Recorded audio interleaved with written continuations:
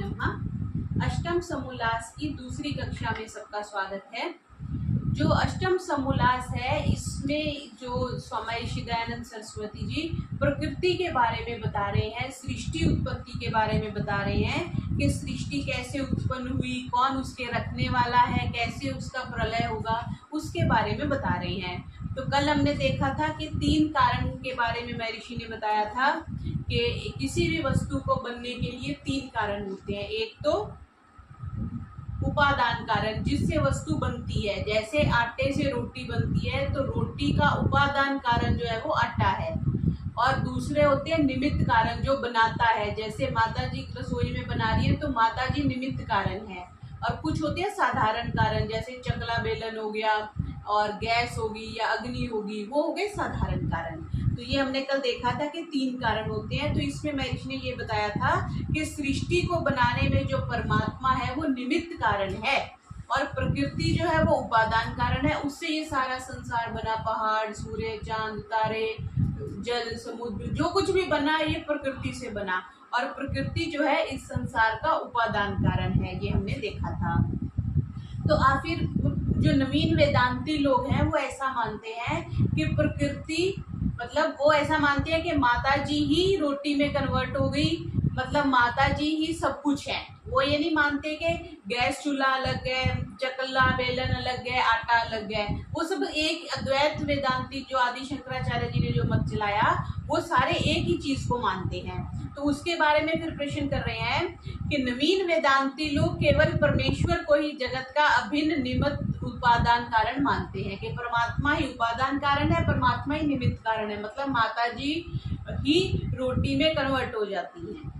निमित्त हो गई, जो व्यक्ति करता है, जो चेतन होता है वो निमित्त कारण होता है, और जो जड़ चीज होती है जैसे मिट्टी है, आटा है, वो जो है वो उपादान कारण होती है। तो यहाँ पे कह रहे हैं, ये जो प्रश्न करता है वो ये प्रश्न कर रहा है, यथर्नाभि सृजते गृह्णते च। उपनिषद का वचन है कि जैसे मकड़ी बाहर से कोई पदार्थ नहीं लेती, अपने ही में से तंतु निकालकर जाला बनाकर आप ही उसमें खेलती है, वैसे ही ब्रह्म ने किया कि अपने में से जगत को बना करके जगताकार बन गया और स्वयं ही क्रीड़ा कर रहा है। सो ब्रह्म जो है इच्छा और कामना करता हुआ कि मैं बहुरूप हो जाऊं और जगताकार हो जाऊं, संकल्प मात्र से सब जगत बन गया। ऐसा एग्जाम्पल देके प्रश्न किया जा रहा है। क्योंकि आदावंते चयन्नास्ति वर्तमाने अपि तथा। ये मांडूक्य उपनिषद की कारिका है। ये क्या कह रही है कि जो प्रथम ना हो और अंत में ना रहे वह वर्तमान में भी नहीं है। अगर एक नहीं है तो 100 भी नहीं है, और जिसका एक है तो वो 100 भी होगा और मध्य के भी सारे होंगे। तो कह रहे जो स्टार्टिंग में नहीं है और एंड में भी नहीं है तो वो बीच में भी नहीं हो सकता। किंतु सृष्टि की आदि में जगत तो नहीं था लेकिन ब्रह्म था, और जब जगत की समाप्ति हो जाएगी, जगत का प्रलय हो जाएगी, तो परमात्मा फिर रहेगा।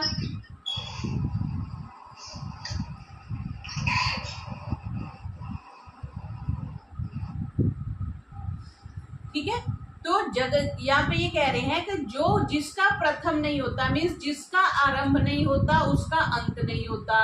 ठीक है, तो जगत तो कभी बनता है कभी बिगड़ता है, लेकिन जगत बनने से पहले भी ब्रह्म था और जगत बनने के बाद भी ब्रह्म है। इसलिए जो सारा जगत बना है वो ब्रह्म से बना है, ऐसा वेदांती लोग मानते हैं। तो ये प्रश्न किया जा रहा है। तो प्रलय के अंत में संसार ना रहेगा तो वर्तमान में सब जगत को ब्रह्म ही मानना चाहिए, ऐसा अगर कोई प्रश्न करे तो महर्षि फिर उत्तर दे रहे हैं कि जो तुम कहने के अनुसार जगत उपादान कारण ब्रह्म होवे तो वह परिणामी हो गया। मतलब परिणामी मीन जिसमें कुछ परिवर्तन हो गए। पहले ब्रह्म पूरा है, फिर उसमें से प्रकृति निकल गई। जब प्रकृति निकल गई तो ब्रह्म थोड़ा कम हो गया, फिर जब प्रकृति नष्ट हो गई फिर ब्रह्म पूरा हो गया। मीन्स अगर 100 ब्रह्म को हम मान ले, उसमें से 30 निकल के प्रकृति बन गई तो वो 70 रह गया। मतलब जब जगत बना है, संसार चल रहा है, जीव उत्पन्न हो रहे हैं, मर रहे हैं, तब तो ब्रह्म 70 है। फिर जब प्रकृति समाप्त होगी, प्रलय पूरी होगी, तब ब्रह्म 100 हो गया। तो वो परिणामी हो गया ना, उसमें चेंजेस आ गई। तो इस तरह से तो ब्रह्म ब्रह्म ही नहीं रहा, कभी 70 हो गया, कभी 100 हो गया। जिसको अपना ही स्टेट, हम कोई नॉर्मल आदमी भी कोई ऐसी बात करे, हम कहते हैं तेरा तो कोई स्टैंड ही नहीं है, तू खुद ही कभी कुछ बोलता है कभी कुछ बोलता है, तो तुम भरोसे के लायक नहीं हो। तो हम साधारण मनुष्य भरोसे के लायक नहीं रह जाता, तो परमात्मा कैसे रह जाएगा। वही बात कह रहे हैं कि तुम्हारे कहने के अनुसार अगर जगत उपादान कारण ब्रह्म होवे तो वो परिणामी हो गया, अवस्थान्तर युक्त विकारी हो जावे। और उपादान कारण के गुण कर्म स्वभाव कार्य में आते हैं। आपने सफेद आटे से रोटी बनाई तो सफेद रंग की बनेगी, आपने आटे में हल्दी डाल दी तो पीले रंग की रोटी बनेगी, आपने हल्दी में चुकंदर डाल दिया तो वो लाल रंग की रोटी बनेगी। तो जो कारण में गुण होते हैं वो कार्य में आते हैं। जैसे जिस रंग का धागा है उसी रंग का कपड़ा बनेगा। तो कारण गुण पूर्वक कार्य गुणों दृष्टा, यह वैशेषिकी का सूत्र है। तो उपादान कारण के सदृश कार्य में गुण होते हैं। अब ब्रह्म कैसा है, सच्चिदानंद स्वरूप है, जगत कार्य रूप से असत्य है। और जगत कैसा है, असत्य है, जड़ है, आनंद रहित है। ब्रह्म कैसा है, जिसका कभी जन्म नहीं हुआ और जगत उत्पन्न हुआ है। ये डिफरेंशिएट कर रहे हैं, इधर आप ब्रह्म को रखिए, इधर आप जगत को रखिए। पहले जो ब्रह्म है सच्चिदानंद स्वरूप है, जगत जो है वो असत्य है, आनंद स्वरूप नहीं है।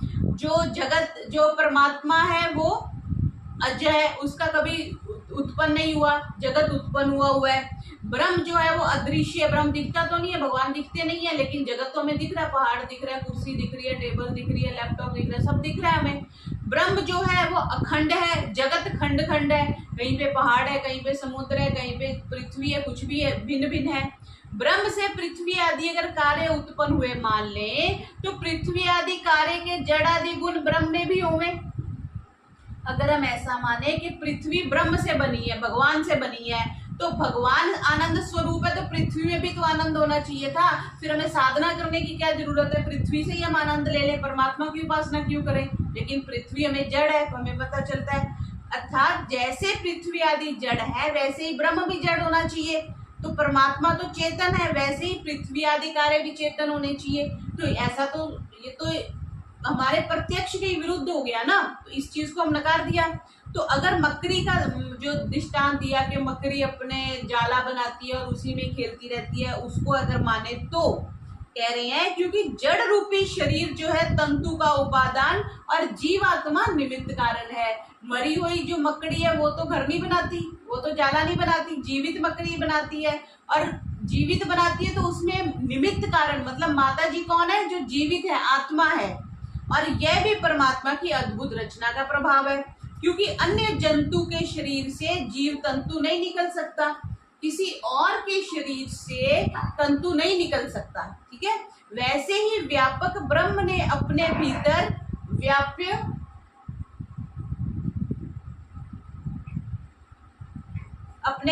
व्याप्य प्रकृति और परमाणु का कारण से स्थूल जगत को बनाकर बाहर स्थूल कर आप उसी में व्यापक होके साक्षीभूत आनंदमय हो रहा है। मतलब परमात्मा ने सृष्टि तो बनाई है, हम इस चीज को मानते हैं, लेकिन परमात्मा का एक अंश निकल के सृष्टि नहीं बिना, बस हम ये मानते हैं। ठीक है, और अगर कोई कहता है कि परमात्मा से सृष्टि बनी है, उससे हमें कोई नकार नहीं है, वो सिद्धांत के विरुद्ध नहीं है।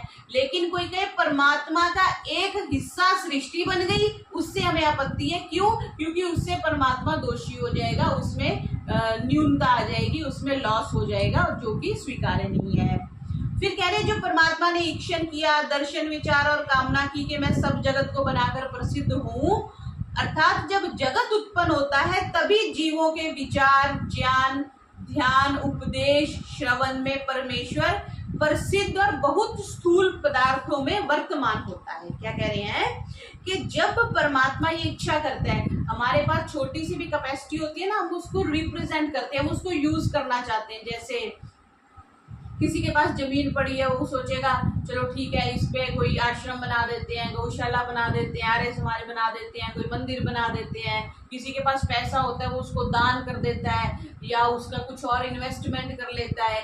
तो कुछ भी साधन हमारे पास होते हैं तो हम उसको प्रयोग करना चाहते हैं, हम उसको यूटिलाइज करना चाहते हैं। तो ऐसे ही कह रहे हैं परमात्मा ने अगर ईक्षण किया, क्यों?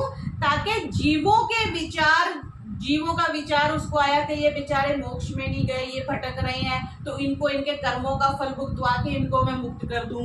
और जीव ध्यान कर सके, उपदेश कर सके, श्रवण कर सके, ऐसा अच्छी कामना से, जीवों के कल्याण की कामना से परमात्मा ने ये जगत बनाया है। और जब प्रलय होता है तब परमेश्वर और मुक्त जीवों को छोड़ के कोई नहीं जानता प्रलय में क्या होता है। प्रलय में तो सब जैसे हम नींद में होते हैं वैसे हम हमेशा रहते हैं। अगर परमात्मा संसार ना बनाए तो हम हमेशा मूर्छित अवस्था में ही रहे, बेहोशी की हालत में रहे और हमें पता ही ना चले संसार में क्या हो रहा है। और जो ये कारिका बताई वह भ्रममूलक है, क्योंकि प्रलय में जगत प्रसिद्ध नहीं था। सृष्टि के अंत और प्रलय के आरंभ से जब तक दूसरी बार सृष्टि ना होगी तब तक जगत का कारण सूक्ष्म होकर अप्रसिद्ध रहता है। जो मूल प्रकृति है वो एज इट इज रहती है।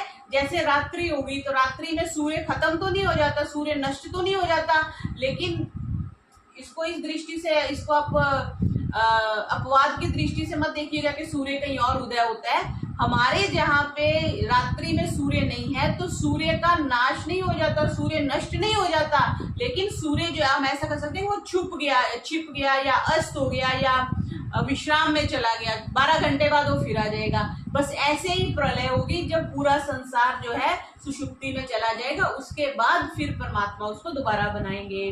क्योंकि ऋग्वेद का मंत्र है तम आसीत तमसा गूढ़म अग्रे, कि सब जगत सृष्टि के पहले प्रलय में अंधकार से आवृत था।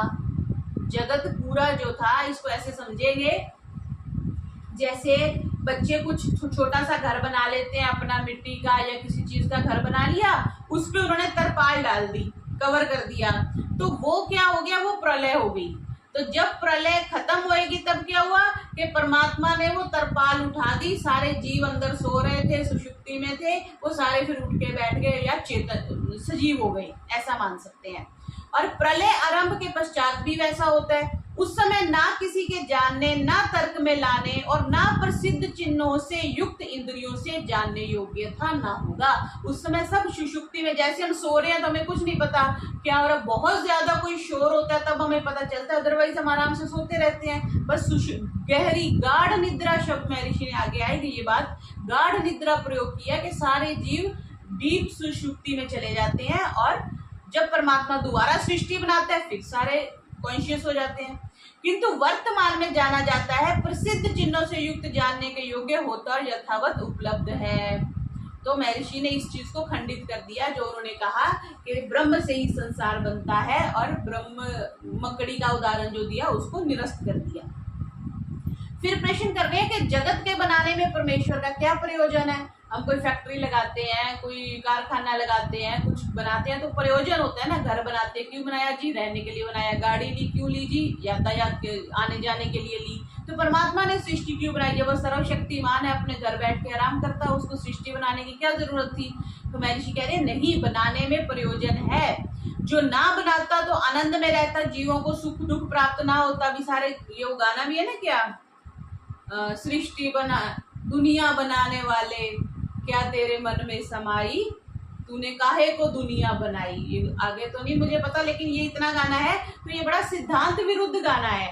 कोई भी, हमारी एक क्लास में लड़की थी, वो ये गाना सुनाती थी, तब मैं इतनी कट्टरता से, मेरे को सिद्धांत समझ में नहीं आते थे, तो ये गाना मुझे अच्छा लगता था कि कम से कम वो ये आशिक माशूक वाले गाने तो नहीं गाती, प्रेम मोहब्बत के तो नहीं गाती, दुनिया भगवान का गाना गा रही है, तब मैं ऐसा समझती थी। पर ये जो गाने का सिद्धांत है वो गलत है, क्योंकि वो उसमें ये कहते हैं ना कि सब दुखी हो गए। तो यही बात यहाँ पे प्रश्न कर रहे हैं कि जीवों को भी सुख दुख प्राप्त ना होता, आराम से परमात्मा बैठा रहता।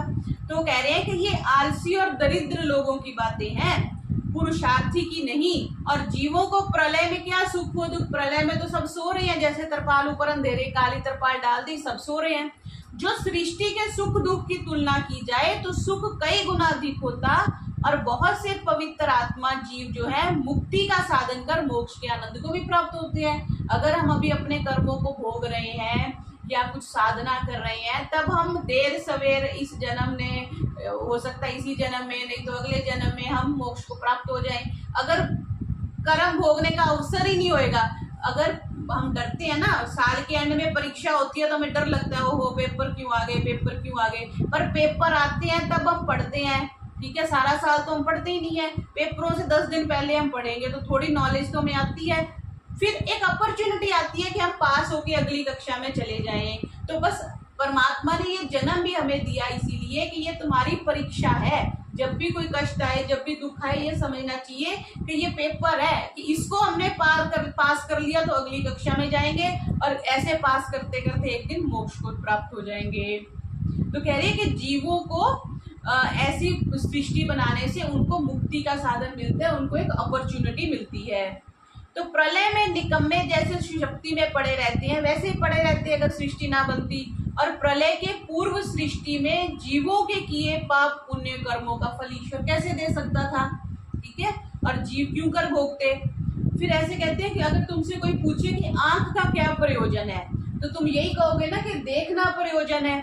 तो जो ईश्वर में जगत की रचना करने का विज्ञान है, बल है, क्रिया है, उसका क्या प्रयोजन है अगर बिना जगत की उत्पत्ति के। अगर कोई फैक्ट्री लगाने की कला जानता है, टेलरिंग कोई जानता है, अगर वो कपड़े नहीं सिलता तो उसकी इस कला का कोई महत्व नहीं, और लेके मर जाएगा इस चीज को। तो कह रही है कि बिना जगत परमात्मा का न्याय गुण है, धारण है, दया आदि गुण भी तभी सार्थक हो सकते हैं जब जगत को बनावे।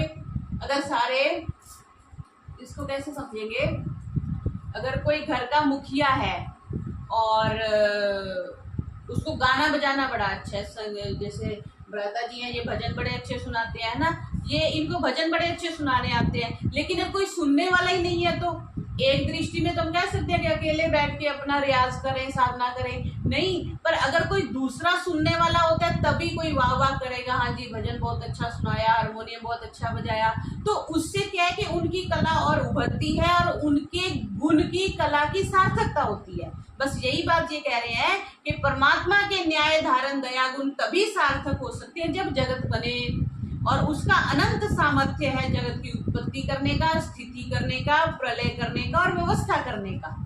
जैसे नेत्र का स्वाभाविक गुण देखना है, वैसे ही परमात्मा का जो स्वाभाविक गुण है वो जगत की उत्पत्ति करके सब जीवों को असंख्य पदार्थ देके परोपकार करना है। नहीं तो सोए रहे तो परमात्मा का फिर परोपकार गुण ही खत्म हो जाएगा, पर वो चाहता है कि सारे अपने कर्मों को समाप्त करके मेरे आनंद को भोगे। फिर आगे जो प्रश्न उठा रहे हैं ये बहुत ज्यादा समाज में उठाया जाता है, बीज पहले हुआ या वृक्ष पहले हुआ। तो महर्षि उत्तर दे रहे हैं कि बीज पहले हुआ। क्यों? क्योंकि बीज, हेतु, निमित्त, निदान और कारण इत्यादि शब्द एक अर्थवाचक है, सब कुछ एक ही है। कारण का नाम बीज होने से कार्य के प्रथम ही होता है, कारण पहले होता है फिर कारण होता है। ये पूछते हैं ना कई बार बच्चे, अंडा पहले हुआ कि मुर्गी पहले हुई, तो अंडा पहले हुआ। कारण हमेशा पहले होता है, कारण बाद में होता है, सॉरी कार्य बाद में होता है। आटा पहले होगा तभी रोटी बनेगी, मिट्टी पहले होगी तभी घड़ा बनेगा। तो फिर कह रहे हैं जब परमेश्वर सर्वशक्तिमान है तो वे कारण और जीव को भी उत्पन्न कर सकता है, जो नहीं कर सकता तो सर्वशक्तिमान भी नहीं है। जीव उत्पन्न नहीं होता। कोई आपको कहे ना कि परमात्मा ने जीव को उत्पन्न किया, नो, जीव उत्पन्न नहीं होता। जीव, प्रकृति और परमात्मा तीनों अनादि तत्व हैं। तो कह रहे हैं कि सर्वशक्तिमान की पीछे वैसे व्याख्या आ गई है कि असंभव बात नहीं कर सकता परमात्मा, सर्वशक्तिमान। आजकल तो थोड़ी सी शक्ति किसी के पास आ जाए, कोई एमएलए बन जाए, कोई विधायक बन जाए, तो उसकी 7 पीढ़ियां तर जाती हैं कि हाँ जी मेरे तो वो विधायक है, ये है, वो मनमानी करने लग जाते हैं, रेड लाइट क्रॉस करेंगे, पुलिस को कुछ नहीं समझेंगे, सबको परेशान करेंगे कि हमारे पास पावर आ गई। तो सर्वशक्तिमत्ता का ये नहीं है कि भगवान करे हाँ जी आज 24 घंटे का दिन होगा, कल 12 घंटे का, सॉरी आज 24 घंटे की दिन रात्रि है, कल 20 घंटे की हो जाएगी। क्यों? क्योंकि मेरी इच्छा है, क्योंकि मैं सर्वशक्तिमान हूं। नहीं, परमात्मा भी अपने नियमों में बंधा हुआ है, वो असंभव बात नहीं करता। कारण के बिना कार्य को कर सकता है, तो बिना कारण दूसरे ईश्वर की उत्पत्ति कर देगा फिर तो, और स्वयं मृत्यु को प्राप्त होकर जड़, अन्यायकारी और अपवित्र मतलब गलत कामों में पड़ जाएगा। तो जो स्वाभाविक नियम है, मतलब अग्नि उष्ण है, जल शीतल है, पृथ्वी आदि सब जड़ों को विपरीत गुण वाले ईश्वर नहीं कर सकता। वो कभी भी अपने नियमों को नहीं तोड़ता। उसने एक बार एक लिस्ट बना दी, इसको कैसे कहेंगे, जैसे आपका संविधान है, उसमें तो कितनी अमेंडमेंट्स हो गई ना, शायद थाउजेंड्स में अमेंडमेंट्स हो गई हुई हैं। परमात्मा के विधान में कोई अमेंडमेंट्स नहीं है। उसने जो वेद सृष्टि की उत्पत्ति में बना दिए आज भी वही है। और वो जो सूर्य पूर्व से उदय होता है, पश्चिम में अस्त होता है, ये इतनी ऋतुएं आएंगी, एक महीने में 30 दिन है, जो भी उसके नियम बन गए वो एज इट इज है, वो चेंज नहीं होते। पाप का फल तब भी वैसा ही मिलता था सृष्टि के प्रारंभ में, अब भी ऐसा ही मिलता है और अंत में भी ऐसा ही मिलेगा। तो परमात्मा की सर्वशक्तिमत्ता का ये मतलब नहीं है कि वो अपनी मर्जी से नियम बनाता रहे। तो कह रहे जैसे परमात्मा आप जड़ नहीं हो सकता, वैसे जड़ को भी चेतन नहीं कर सकता। कभी कहे चलो जी पृथ्वी को चेतन कर देते हैं, जल को चेतन कर देते हैं, नो। और ईश्वर के नियम जो है वो सत्य और पूरे हैं। देखो महर्षि ने भी लिख दिया, इसलिए परिवर्तन नहीं कर सकता, नो अमेंडमेंट्स, नो चेंजेस, जो लिख दिया वो लिख दिया। इसके आप क्या बोलते हैं आज की भाषा में, अपडेटेड वर्जन नहीं है। फोन के आप तीसरे दिन नया अपडेटेड वर्जन ले आते हो, अच्छा पुस्तक होती है उसके नए नए संस्करण निकाल देते हो, है ना। फिर हम कुछ देखते हो तो जी क्या नया संस्करण ढूंढो ना। परमात्मा का एक ही संस्करण है जो उसने बनाया, बस वो हर सृष्टि में, और इसी सृष्टि में नहीं, हर सृष्टि में वही संस्करण चलता है। इसलिए सर्वशक्तिमान का अर्थ इतना ही है कि परमात्मा बिना किसी सहायता के अपने सब कार्य पूर्ण कर सकता है।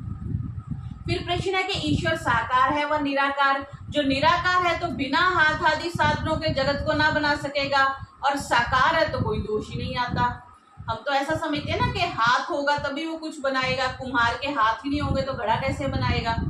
तो कह रही है कि ईश्वर तो निराकार है, जो साकार अर्थात शरीर युक्त है वो ईश्वर नहीं है। वो कुछ और तो हो सकता है, वो देवी देवता हो सकता है, वो महान पुरुष हो सकता है, वो भगवान हो सकता है, लेकिन वो ईश्वर नहीं हो सकता, क्योंकि अपरिमित शक्ति युक्त देश काल वस्तुओं में परिचिन्न क्षुधा, भूख लगना, प्यास लगना, छेदन भेदन, शीतोष्ण जीवन, ज्वर आदि पीड़ा सहित हो जाए अगर वो शरीर वाला हो, तो जो सब कुछ हमें होता है, भूख भी लगती है, प्यास भी लगती है, शौच भी जाना पड़ता है, बुखार भी होता है, सब कुछ होता है, उसमें जीव के बिना ईश्वर के गुण कभी नहीं घट सकते। जीव के बिना ईश्वर के गुण कभी नहीं घट सकते। जैसे तुम और हम साकार और शरीरधारी हैं, इसमें त्रस, रेणु, अणु, परमाणु प्रकृति को अपने वश में नहीं ला सकते, और ना उन सूक्ष्म पदार्थों को पकड़कर स्थूल बना सकते हैं। हमें वैसे तो प्रकृति हमें दिखती नहीं है, इतनी सूक्ष्म है, लेकिन किसी इंस्ट्रूमेंट से सपोज हमें मिल भी जाए तो ना तो हम पृथ्वी बना सकते हैं, हम पहाड़ नहीं बना सकते। कई बार तो हम कहते हैं ना साइंस ने इतनी तरक्की कर ली जी, रोबोट बना दिया, AI आ गई, आर्टिफिशियल इंटेलिजेंस आ गई, ये हो गया वो हो गया, जो मर्जी कर लो। जन्म मरण तो बड़ा स्थूल चीज है ना। कुछ बोलते हैं ना ऐसे कि हर एक के घर में मृत्यु होती है, कि कोई भी ऐसा घर नहीं जिसमें मृत्यु नहीं होते। बड़े से बड़ा व्यक्ति, धनवान से धनवान व्यक्ति, बड़े से बड़ी पावर वाला व्यक्ति, तो जन्म मृत्यु तो साइंस नहीं ना पकड़ पाई। जो जन्म है वो भी परमात्मा के हाथ में और मृत्यु भी परमात्मा के हाथ में है। तो ऐसी वो कह रहे हैं कि स्थूलधारी परमेश्वर भी सूक्ष्म पदार्थों से स्थूल जगत नहीं बना सकता। अगर आप परमात्मा को स्थूल मतलब बॉडी वाला भी समझोगे तो ये जो ब्रह्मांड नहीं, बॉडी वाला बनोगे तो भारत में रखोगे, अमेरिका कैसे चलेगा, चाइना कैसे चलेगा, चांद कैसे चलेगा, सूर्य कैसे चलेगा, तो पहली बात तो संभव ही नहीं है। जो परमेश्वर भौतिक इंद्रिय गोलक हस्त पदादि अवयवों से रहित है, परंतु उसकी अनंत शक्ति, बल और पराक्रम है जिनसे वो सब काम करता है। अगर आपने कभी नोटिस किया तो ये जो सिद्धियां होती है, मैं एक बार एक संत से मिली थी, तो वैसे दूर बैठे हुए थे और सामने कुछ उन्होंने रखा हुआ था। वो मेरे को एक्चुअली इन्फ्लुएंस करना चाहते थे कि संत नहीं थे, वो उनके पास कोई सिद्धि थी, तो वो कोई चीज थी सामने, मुझे एग्जैक्ट नहीं याद, शायद दीपक था आटे का बनाया हुआ। तो वो ऐसे उन्होंने देखा और वो दीपक मूव किया, मतलब एक तरफ से वो दूसरी तरफ गया। तो उन्होंने कहा कि देखो मेरे पास इतनी पावर है। तो अगर ऐसे छोटे मोटे जो व्यक्ति हैं उनके पास सिद्धि है, जो मूवमेंट कर सकते हैं बिना हाथ को छुए, तो परमात्मा तो सर्वशक्तिमान है, उसको दुनिया बनाने के लिए हाथों की जरूरत नहीं है। वही बात कह रहे हैं, उसकी अनंत शक्ति, बल और पराक्रम है, उनसे वो सब काम करता है, उसको हाथ पैर या चलने के लिए पैरों की जरूरत नहीं है, जो जीव और प्रकृति से भी कभी ना हो सकते। जब वह प्रकृति से भी सूक्ष्म और उनमें व्यापक है, तभी उनको पकड़कर जगताकार कर देता है। परमात्मा सर्वव्यापक तो है ना, भले ही प्रकृति जड़ है लेकिन उसमें वो उपस्थित है, इसलिए वो अंदर इसके लिए कोई शब्द यूज करते हैं साइंस वाले, अंदर कुछ होता है तभी उसमें एटम जो है वो बनने शुरू होते हैं और फिर नए नए पदार्थ बनते हैं। और सर्वगत होने से सबका धारण और प्रलय भी कर सकता है। सर्वगत मीन्स जिसको सर्वव्यापक, कोई दूसरा नाम सर्वगत, गत मीन्स गया हुआ, दिवंगत कह देते हैं ना जो चला गया, जिसने शरीर छोड़ी उसको दिवंगत कह देते हैं। सर्वगत, देखो महर्षि ने डिफरेंट शब्द लिखा है, इसको हम ज्यादा प्रयोग नहीं करते। सर्वव्यापक का दूसरा अर्थ सर्वगत भी है। फिर कह रहे हैं जैसे मनुष्य आदि के माँ बाप साकार हैं, उनका संतान भी साकार होता है। और देखो महर्षि कैसे कैसे प्रश्न उठा रहे हैं, प्रश्न भी महर्षि उठा रहे हैं और उत्तर भी महर्षि उठा रहे हैं। और मतलब कितनी बारीकी से, कितनी सूक्ष्मता से, कि कोई ऐसा ना हो कि कोई शंका रह जाए मेरे शिष्यों के मन में। कितने मतलब उसको ध्यान से पढ़ो ना तो कितने, जिसको कहते हैं स्नेह युक्त, वात्सल्य से युक्त होकर महर्षि ने सत्यार्थ प्रकाश लिखा है। इसको अगर ध्यान से हम पढ़े तो कितना आनंदमय है। कितनी छोटी छोटी बात को भी इन्होंने एग्जैक्ट क्लियर किया है। जैसे मनुष्य आदि के माँ बाप साकार हैं, उनका संतान भी साकार होता है। तो ये निराकार होते तो इनके लड़के भी निराकार होते। वैसे परमेश्वर अगर निराकार हो तो उसका बनाया जगत भी निराकार होना चाहिए। अब बात तो तर्क संगत लग रही है ना, युक्ति संगत लग रही है। अब देखो महर्षि क्या उत्तर देते हैं। महर्षि कह रहे हैं कि तुम्हारा प्रश्न जो है वो लड़के के समान है, बच्चे के समान है। क्यों? क्योंकि हम अभी कह चुके हैं कि परमेश्वर जगत का उपादान कारण नहीं है। मीन्स परमात्मा आटा नहीं है, मिट्टी नहीं है, किंतु निमित्त कारण है। माता जी हैं, कुम्हार हैं। जो स्थूल होता है वह प्रकृति और परमाणु जगत का उपादान कारण है। जैसे आटा है, जैसे मिट्टी है घड़े के लिए, वे सर्वथा निराकार नहीं है, किंतु परमेश्वर से स्थूल और अन्य कार्य से सूक्ष्म आकार रखते हैं। घड़े से तो मिट्टी सूक्ष्म है ना, रोटी से आटा सूक्ष्म है। बस यही बता रहे हैं कि सूक्ष्म सूक्ष्म होते हैं, ये चीज महर्षि ने यहाँ बताई। फिर कह रहे हैं कि क्या कारण के बिना परमेश्वर कार्य को नहीं कर सकता? नहीं। क्यों? क्योंकि कारण के बिना कुछ भी संभव नहीं है। बहुत से लोग कहते हैं ना, मैंने जीवन में किसी का बुरा नहीं किया लेकिन मेरे साथ बुरा ही होता है। बड़े लोगों को आप सुनोगे ही, सुनते हुए। तो आज भी कोई ऐसे मिलने आए तो ये बात कर रहे थे, तो हम इतनी स्पष्टता से तो उनको नहीं कह सकते ये बात, लेकिन अगर हम आज दुखी हैं तो उसके पीछे कोई कारण है। परमात्मा न्यायकारी है, परमात्मा दयालु है, वो बिना कारण के हमें दुख क्यों देगा?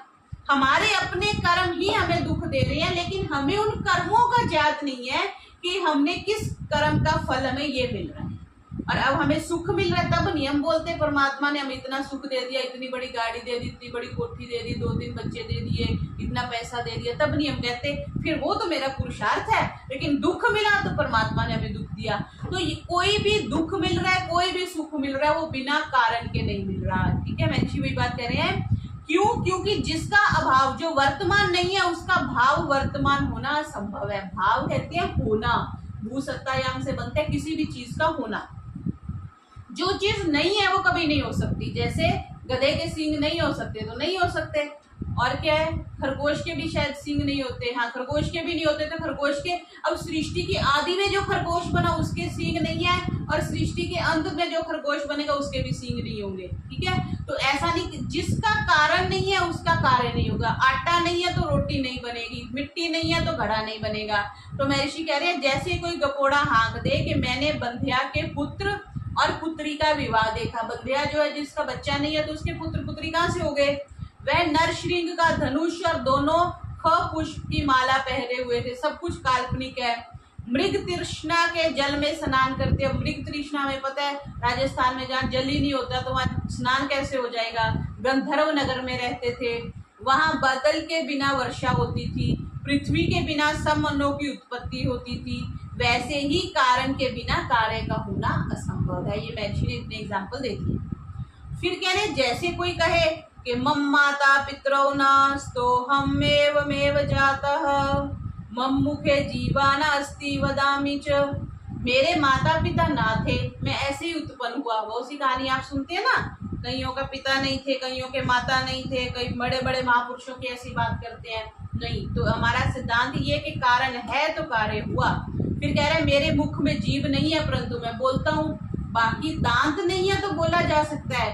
तालु तो रहेगा ही रहेगा। बूढ़े हो जाते हैं व्यक्ति, दांत टूट जाते हैं, पर फिर भी तो बोलते हैं, लेकिन जीभा के बिना नहीं बोला जा सकता, क्योंकि जब हम उच्चारण करते हैं तो बहुत अलग अलग जगह पे हमारी जीभा टच होती है, जिससे डिफरेंट डिफरेंट स्वर और व्यंजन से बोला जाता है। तो कह रहे हैं कि अगर कोई कहे कि मेरे मुख में जीभ नहीं है परंतु मैं बोलता हूं तो असंभव है। बिल में सांप ना था निकल आया, नहीं संभव है। मैं कहीं नहीं था, ये भी कहीं नहीं थे, हम सब जने आए हैं, मतलब गप बता रहे हैं। ऐसी असंभव बात प्रमत्त गीत अर्थात पागल लोगों की है, बिना कारण के कार्य नहीं होता। फिर कह रहे हैं कि जो, इतना ही रखते हैं, कल इसको देख लेंगे क्योंकि ये लंबा हो जाएगा। ओम शांति शांति शांति।